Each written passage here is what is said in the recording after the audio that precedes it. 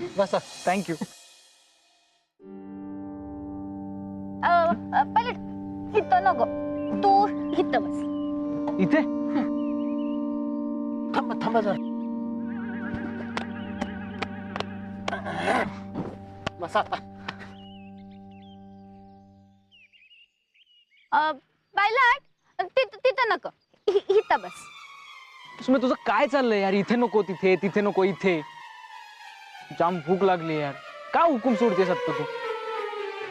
हाय का आता आत रागीने हुकूम सोडला तर तिचं लगेच ऐकलं, आणि बायको हुकूम सोडत्या तर लगेच तोंड वाकडं केलंस वय. नाही ग नाही, तसं काही नाही. तू बस बघू आधी. बस ग. रागिणीचं मी ऐकलं, कारण तू एवढे कष्ट करून डबा घेऊन आलीस माझ्यासाठी, मग वेळेवर जेवायला नको? हा, आणि अन्न म्हणजे परमेश्वर असतो. तुझ्या जेवणाचा मान राखलाय रागिणी मॅडम. मग माझी बहीण हायच हुशार. हे बी खरं आहे म्हणा, माझ्या बहिणीला माझ्या जेवणाची कदर आहे म्हणलं. बर सुमे, तू यासाठी एक खुशखबर आहे. रागिणीनं रामरावांना राजीनामा द्यायला ऑलमोस्ट रेडी केलाय. जंबारी आहे तुझी बहीण. आत्ते बहीण. मग माझी बहीण हायच हुशार. पण तिनं ना रामरावांना मंत्रीपद द्यायचं कबूल करायला नको होतं. म्हणजे कोणालाही अशी लाच दाखवून त्याला तयार करणं बरोबर नाही. एकतर तो रामराव एवढा घोटाळेबाज माणूस आहे, त्यात त्याला मंत्रीपद कसं द्यायचं? पायलट आता राजकारणात कवा कवा अशा तिरक्या चाली खेळायला लागतात. सेम सेम, ती पण सेम हेच बोलली. एक मिनिट, तुम्हा दोघींचा काही प्लॅन नाहीये ना? हा नाही र, मला कुठं राजकारणातलं कळतंय. मला आपलं जे वाटलं ते मी सांगितलं. पण हा, मला एक कळतंय, रागिणीने जे केलं ते एकदम बरोबर केलं. मम्मा पण तिचं ऐकते आता. पायलट माणसं कशी जोडून ठेवायची हे तिला चांगलं कळते बघ. अरे घरात तात्यांची एवढी लाडकी झालीस का काही विचारूच नकस. आणि आपल्या बबनची तर पहिल्या दिवसापासूनच लाडकी येते. काहीतरी आपलं असते तुमचं. बबन जरा पाणी आणतोस काय? आलत की काहीतरी बोलता उगच. पायलट बबनचं काय तर करायला पाहिजे. अरे आजकाल येड्यासारखं करायला लागलाय. काही नाही, त्याचा स्वभावच तसा आहे. भोळा आहे बिचारा. होय र, लई भोळा आहे म्हणूनच काळजी वाटते. बर सुमे, तुला बाकी सगळ्यांची काळजी आहे पण स्वतःच्या नवऱ्याची काहीच काळजी नाहीये. होय का पायलट? जर मला तुझी काळजी नसती तर असं तंगड्या थोडं जेवण घेऊन आली असती का मी? मी या जेवणाबद्दल नाही बोलत आहे. म्हणजे या जेवणाचं झालंच, पण घरचं काय? किती दिवस मी असं एकटा राहू? का घरात बाकीची माणसं नाहीत? आहेत ग, पण तू नाहीयेस ना. मला करमतच नाही तुझ्याशिवाय. मला सतत डोळ्यासमोर तूच दिसत राहतेस. मग झालं की एकटं कुठे. अगं, तू मला फक्त अशी डोळ्यासमोर नकोयस, तू माझ्या सोबत हवी आहेस, माझ्या जवळ हवी आहेस. ही अशी. पायलट जेव चुपचाप. आणि असं सारखं बायको बायको करत राहिलास तर तू राजकारणावर कसं ध्यान देणार? तू मुख्यमंत्री कसा होणार? हा, तुला फार घाई लागली मिसेस मुख्यमंत्री व्हायची. नाही, मला तुला मुख्यमंत्री झालेलं बघायचं आहे. ते तर होईनच ग, पण त्यासाठी आपलं प्रेम कमी करायचं का? पायलट राजकारणावर ध्यान दिलं, जवळ नसलं म्हणजे प्रेम कमी होतं असं कोण म्हणलं? उलट जरा लांब राहिल्यावर प्रेम अजून वाटते. हे सुमे, नाही या, प्लीज प्लीज प्लीज. आता अजून लांब नाही, प्लीज तू लवकर घरी ये ना. पायलट तू जर आता असं करायला लागलास तर मी येणारच नाही बरं का. नाही तर थांब, तर रागिनीला तुझ्यावर धाक ठेवायला होती. अगे नको नको नको, प्लीज प्लीज. तुझा आहे तेवढा धाक पुरे, बास तेवढा. आता कसं? बर पायलट, मला शब्द दे, तू राजकारणावर नीट ध्यान देशील. दे. बर दिला. मी राजकारणावर व्यवस्थित लक्ष देईन. आता खुश मिसेस मुख्यमंत्री बाई? लई खुश. जेवायच नाही? भाजी कशी झाली सांग? कशी झाली? बोलू नये, पण सुमी मॅडममुळे ना समर सरांचं कामात म्हणावं तेवढं लक्ष नाहीये. ताई मॅडम, सुमी मॅडम आहे ना समर सरांच्या मुख्यमंत्री पदा आड येत आहेत असं वाटतंय मला. बरोबर आहे तुझं. खरं तर समर मुख्यमंत्री बनावा म्हणून तिला आम्ही या घरात आणले आणि आता तीच समरच्या मुख्यमंत्री पदाच्या आड येते, माहिती आहे. मग याबद्दल काहीतरी करायला पाहिजे ना ताई मॅडम. काय करायचं मग? ते आता नेमकं काही कळत नाहीये, पण ह्यावर उपाय हा काढलाच पाहिजे. 1000 उपाय केले पण ती खानावळवाली समरला सोडतच नाही. तिला खोटं पाडून बघितलं, तिच्या बापाला सळो की पळो करून सोडलं. एवढंच काय, त्या शिंदेचा सुद्धा वापर करून पाहिला, काही उपयोग नाही. काय वापर केला? सुमनला अडकवायला शिंदे मला मदत करणार होता, पण ऐन वेळेला तोच उलटला माझ्यावर. 1000 वेळेला समजावून सांगितलं पण त्यांनी ऐकलंच नाही माझ्या. ताई, शेवटी माझ्या विरोधात जो जातो त्याला देवच शिक्षा करतो. आज त्या शिंदेला जागचं हलता येत नाही, साधं बोलता येत नाही, धड खाणं खाता येत नाही. कुत्र्यापेक्षा वाईट हाल झालेत त्याचे.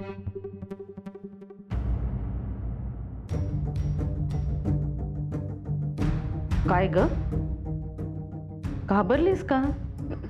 नाही, ती घशाला कोरड पडली. पाणी देता का जरा? नरसू पाणी दे.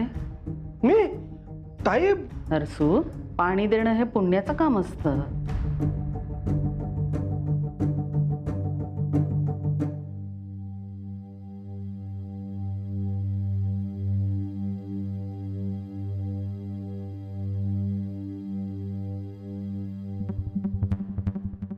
तू काहीतरी बोलत होतीस.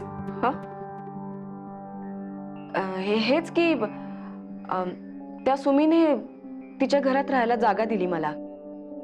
म्हणजे सुमीचा स्वभाव खूप चांगला आहे, पण 4 चौघात कसं वागायचं, कसं बोलायचं ते तेवढं कळत नाही तिला. म्हणजे जुनाट विचारांची आहे ना सुमी, आणि आपले समरसर बिचारे तिचं सगळं ऐकत बसतात. मला तर वाटतं सुमी ना थोडी मूर्खच आहे. सॉरी, मी तुमच्या सुनेबद्दल बोलले त्यासाठी खरंच सॉरी. बरोबर बोलतीस तू. म्हणूनच मी सुमनला समर पासून वेगळं करायचं म्हणते. हेच चुकतंय तुमचं. ताईला चुकतंय म्हणतेस तू? तुझी हिंमत कशी झाली? नरसू, ती काय म्हणते ते ऐकून तर घेऊया. अगं ताई, बोल. सॉरी ताई मॅडम, मला तुम्हाला चुकीचं म्हणायचं नव्हतं. बोल तू. ताई मॅडम, तुम्ही ना समर सरांना आणि त्या सुमीला दूर करायचा प्रयत्न करू नका. उलट त्यांना ना एकमेकांसोबत जास्तीत जास्त राहू द्या. हे काय उलट बोलतेस तू? मामासाहेब, ताई मॅडम, म्हणजे हे बघा, एखाद्या लहान मुलाला आपण खेळणं दिलं नाही तर ते हट्ट करून करून त्या खेळण्याकडेच ओघ घेतं. पण समजा तेच खेळणं आपण त्याला खेळू दिलं तर ते खेळून खेळून कंटाळून शेवटी फेकून देत. तुम्ही सुद्धा असंच करा. त्या सुमीला ना समर सरांचं खेळणं बनवा.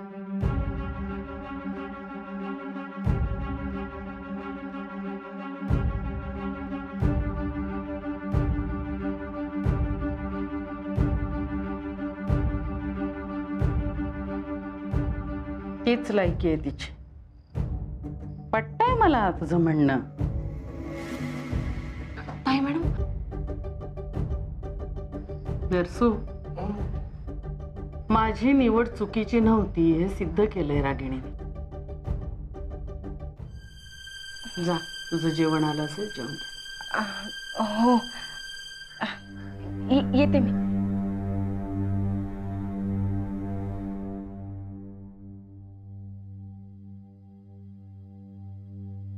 ताई, अगं काय केलंस तू? हे शिंदेबद्दल तिच्या सोबत का बोललीस तू? तूच सांगायचीस ना, राजकारणामध्ये सगळी गुप्तता बाळगली पाहिजे. राजकारणाचा नियम नंबर 3 तूच. नरसू, राजकारणात आपण कोणाला काय सांगायचं आणि काय नाही हे महत्वाचं असतं. ते मला चांगलं कळतं. शिंदेचं उदाहरण दिल्यामुळे माझ्या विरोधात जाताना ही मुलगी 10दा विचार करेल. आणि मी कुठे सांगितलंय शिंदेचे हाल मी केलेत म्हणून? देवाने शिक्षा केली आहे त्याला. ते ठीक आहे ताई, पण तू चक्क तिला पाणी द्यायला लावलंस मला. म्हणजे आता हे कामगार तुला माझ्यापेक्षा जास्त महत्वाचे झाले का? तुझ्या भावाचा अपमान झाला ना त्यामुळे ताई.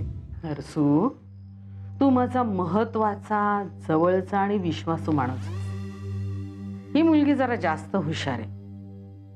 वापर करून घेऊया ना तिचा.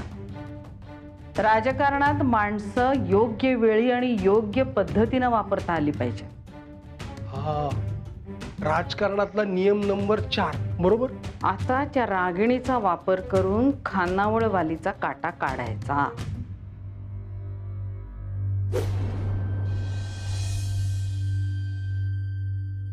त्या हा, भाज्या काय महाग झाल्या तो.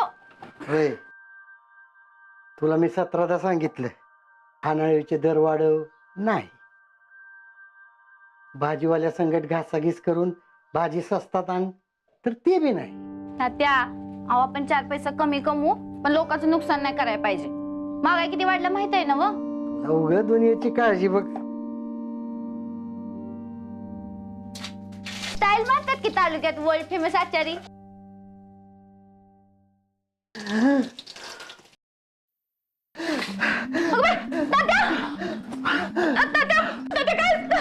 काय झालं?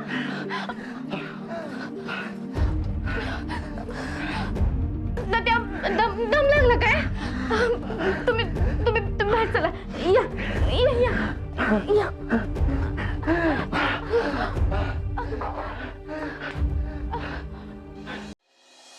लक्ष्मण, गीताताई,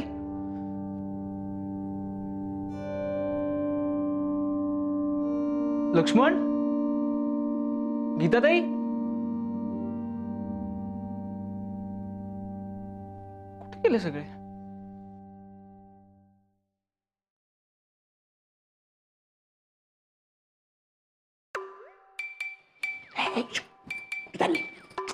समोर हाका मारतोय ना वर. अहो त्याला भूक लागली असणार, बघून येते की जरा. काही जायची गरज नाही, राहू दे उपाशी. काय ताई मॅडम, बघा की आता ह्यांनी लक्ष्मण गीताला आधीच बाहेर पाठवले आणि मी समरचं जेवण घेऊन चालले तर मला बी अडवायला लागल्यात. समरची काळजी फक्त मलाच आहे बघा. बुकेसला असं लेकरू जेवण देऊन येते की. काही गरज नाहीये जायची. म्हणजे उपाशी राहू दे होय. शालू, तुला अक्कल कमी आहे जरा. ताईचं राजकारण आहे. कसलं राजकारण? काय सुमनला समरची काहीच काळजी नाही हे समरला दाखवून द्यायचंय. चला चला.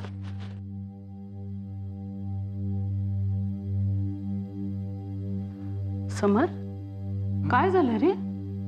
काही नाही अगं, आज ऍक्च्युली लवकर जेवून झोपायचं म्हणत होतो मी. लक्ष्मण कुठे आहे? हा बघ, ते त्यांचं एक महत्वाचं काम आहे म्हणून लक्ष्मण आणि गीता बाहेर गेलेत सर. बाय गो बाय, नवऱ्याची काय काळजी हाय का नाही त्या सुमनला? उगा बसली आपली माहेरी जाऊन. काय बोलतीस तू? समर, खूप भूक लागली का रे? अहो विचारताय काय? दिवसभर दमून भागून आलंय माझं लेकरू. भूक तर लागली असणारच की. त्या सुमीला नवऱ्याची काय काळजीच नाही, बसल्या माहेरी जाऊन. तिला संसाराचीच काय काळजी नाही. अहो मामी, नाही असं काही नाहीये. ती ऍक्च्युली रागिणीला सोबत म्हणून तिकडे थांबली. हाय का आता? कोण कुठली ती रागिनी? तिची काळजी आहे आणि नवऱ्याची नाही वे. समर, अरे आपला संसार सांभाळणं बाईचं पहिलं कर्तव्य असतंय. ताई मॅडम, तुम्ही कशी खपवून घेता त्या सुमीची अशी मनमानी? तुम्ही काय बोलताय ते तुमचं तुम्हाला तरी कळतंय का? माझ्या सुनेला काय बोलायचं नाही. बरोबर आहे ताई तुझं. अगं पण तुझाच पोटचा गोळा उपाशी राहतो ना तिच्यामुळे. त्यामुळे शालूचं म्हणणं मला पटतंय. हा, पण त्यासाठी सुमनला दोष द्यायची काही गरज नाहीये. ही या घरची सून आहे, स्वयंपाकीण नाहीये. हो, पण मग जेवणाचं काय? मी आहे ना जिवंत, समरची आई. चल रे, मी स्वयंपाक करून खायला घालीन त्याला. मलाही काळजी आहे माझ्या लेकाची. हो, पण ताई सुमनला घरी आणायला पाहिजे ना. म्हणजे खूप दिवस झाले ना आता माहेरी. आणि समर बघ ना किती उदास आहे ती नसल्यामुळे. आणि संसाराची काही जबाबदारी आहे की नाही? तर काय, अहो संसाराची काळजी म्हणून मी कधीच माहेरी गेले नाही. पण सुमन, नाही नाही, सुमन येईल इथे, पण स्वयंपाकीण म्हणून नाही, घरची नोकर म्हणून नाही, मंत्री पाटलांची सून म्हणून येईल. समर, खरंच सुमनला इथे आणायला पाहिजे हं? म्हणजे मला असं वाटतं की आपली सून आपल्या घरी असलेली बरी. हो मम्मा, मी सुद्धा सुमीला इकडे लवकरात लवकर आणण्याचा प्रयत्न करतोय. हो ना, मग उद्याच्या उद्याच घेऊन ये ना. सुमन शिवाय या घराला शोभा नाही रे. सांग तिला असं मी म्हणाले म्हणून. हो सांगतो. आलेच, स्वयंपाक करते. ताई, पण तुझं डोकं दुखते ना, बरं नाही ना तुला? हो, पण माझ्या लेकाचं पोट भरलं ना की माझे सगळे आजार दूर पळते. आलेच.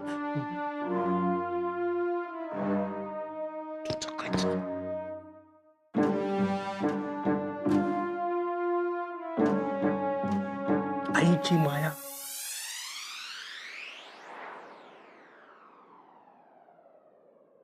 कधीपासून होतंय असं? हा, ते मागं आमचं घर धुरानं भरलं होतं ना, हा तेव्हा मी बेशुद्ध पडलो होतो. अच्छा. मला ऍडमिट बी करायला लागलं होतं तेव्हापासून. म्हणजे जो रोग झाला होता तेव्हापासून. हा, फोडणी दिली किंवा धूळ नाका तोंडात गेली ना तर जरा जरा त्रास व्हायचा मला, पण आज लईच झाला. आपण एक काम करूया, आपण एक्सरे काढून ठरवू काय करायचं. म्हणजे डेंजर काय आहे का काय? डेंजर काय आहे का ते बघण्यासाठीच आपण एक्सरे काढू. हा? मी चिठ्ठी लिहून देतो तुम्हाला.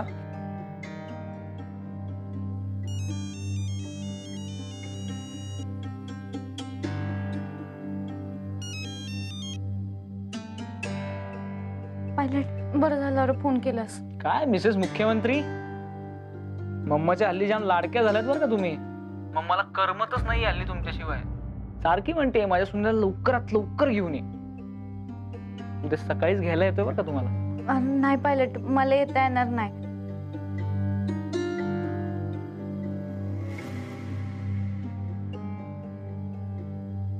तात्यांची तब्येत बिघडली अचानक. त्यांना दम लागायला लागलाय. काय? कसं काय? अरे ते फोडणीचा ठसका उडला आणि अचानक दम लागायला लागला. आहेत डॉक्टर आल्यात आता. बरं ठीक आहे, मी आत्ता येतो लगेच. अरे नका, एवढं रातचं कशाला येतोयस. आणि आहेत तात्या बरं आहेत आता. बरं पायलट, सासूबाईंना सांग बर का, मी अजून 4-8 दिवस काही येणार नाही घरात. तात्याची तब्येत बरी झाली की मी परत येते. हा, बरं ठीक आहे. हे बघ, तू मम्माची अजिबात काळजी करू नकोस, मी समजावतो मम्माला. तू फक्त तात्यांची काळजी घे आता. होय. चल ठेवू का, डॉक्टर गेले की परत फोन करते. ठीक आहे, उद्या सकाळी येतोय बरं का मी. Bye, good night. हे बघा, हा, उजवी नागपुडी अशी आणि श्वास आतमध्ये घ्यायचा. मी पाणी घेऊन आले.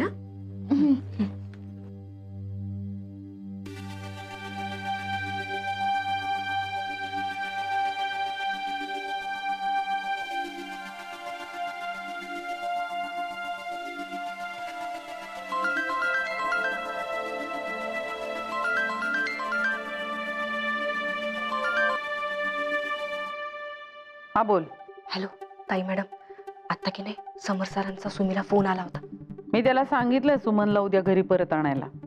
हो, पण त्या सुमीनं वडिलांच्या आजारपणाचं कारण देऊन नकार दिलाय आणि सर सुद्धा हो म्हणालेत त्याला. असं कसं? मी बघते काय करायचं ते.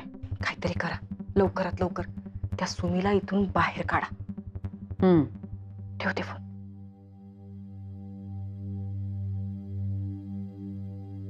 हे अनुलोम विलोम दिवसातून 3 वेळेला करत राहायचं. हं? सकाळ, दुपार, संध्याकाळ. हा, चुकायचं नाही. कळालं? हा. कळलं का? ते काय सांगते ते व्यवस्थित करायचं सगळं. अनुलोम विलोम, लोम लोम. त्रास घेऊ नका आणि तुम्ही त्यांना त्रास देऊ नका. अनुलोम विलोम म्हणायची गरज नाहीये, करायचं. हा, आणि मी या गोळ्या लिहून देतोय. सकाळ, संध्याकाळ, जेवायच्या नंतर 4 दिवस गोळ्या घ्यायच्या. हा, बाकीचं आपण एक्सरे काढून ठरवूया. हा तशी काही घाबरण्याची आणि काळजी करण्याची गरज नाही. हा तुम्ही विश्रांती घ्या, टेन्शन घेऊ नका.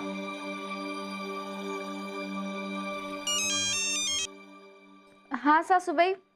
अगं सुमन, तुला काही समरची काळजी आहे की नाही? किती दिवस राहणार आहेस माहेरी? अगं कोण कुठली ती रागिणी? तिची सोबत महत्वाची आहे का तुझा संसार? अहो नाही, तसं नाही सासूबाई. ते तात्यांची जरा तब्येत बिघडली अहो, म्हणून म्हटलं 4-8 दिवस आणि मग इथे समरची तब्येत बिघडली तर त्याला कोण जबाबदार? आधीच तू नाहीयेस म्हणून त्याचं खाण्यापिण्याकडे लक्ष नाहीये. इथे आयुष्य घालवायचंय तुला. तू निघून ये परत उद्या. हा पण सासूबाई. आता पण नाही आणि बीण नाही. वाटल्यास तुझ्या तात्यांना हॉस्पिटलमध्ये ऍडमिट कर, आपण देऊ खर्च. पण मला माझी सून माझ्या घरात पाहिजे. मला बाकी काही माहिती नाही. समरसाठी तुला यावं लागेल.